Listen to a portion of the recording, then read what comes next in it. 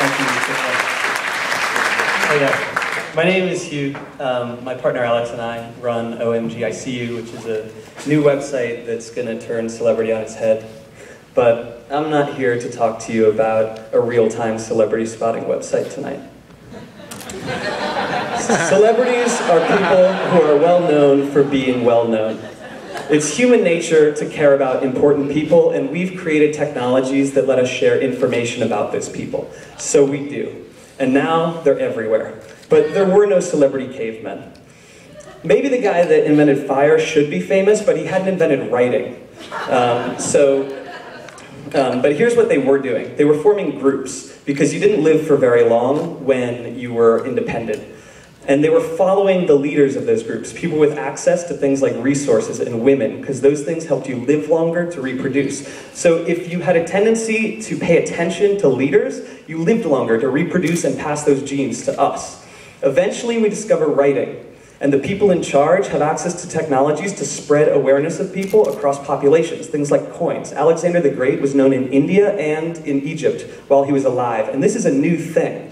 So now some people can become famous. But you basically need to be born into it, because feudalism is not known for upward mobility. So if you want to become famous for your music ability or sex tapes or anything other than the fact that you were born on top, something has to change. And that, the French Revolution.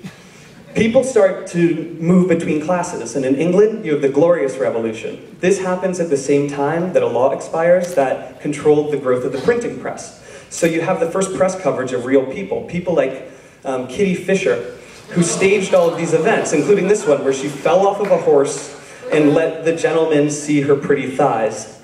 This is called foreshadowing. 19th century technologies do a lot in terms of our ability to create and disseminate information. And the supply and demand of news increases. But we can't just wait for news to happen anymore. We have to supply it. So we stage events and we cover them as newsworthy. This is publicity. Photography happens and we start to see photographs of ourselves in the press. And as we see photographs of ourselves, the content becomes more people-focused. This is what the medium is the message means. So at the turn of the century, our content is becoming more people-focused, we're staging events, and now we have mass technologies like film and radio.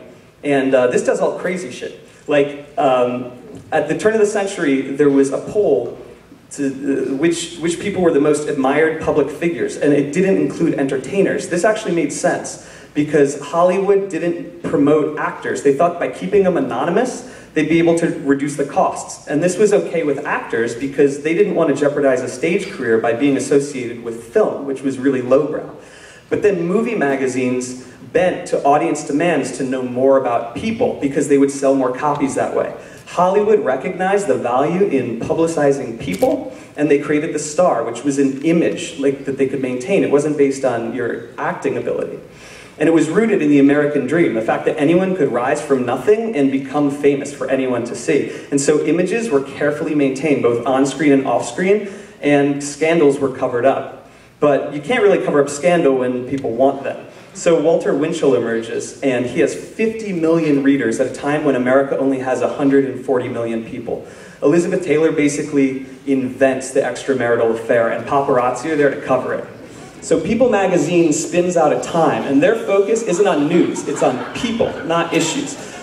And celebrity media flourishes, but the tools of production and distribution are still in the hands of a few media companies until blogging happens. Then anyone can share their perspective. Meanwhile, TV has been letting people into our homes, and we've been getting to know celebrities, and we develop these one-way parasocial relationships where we feel like we know them.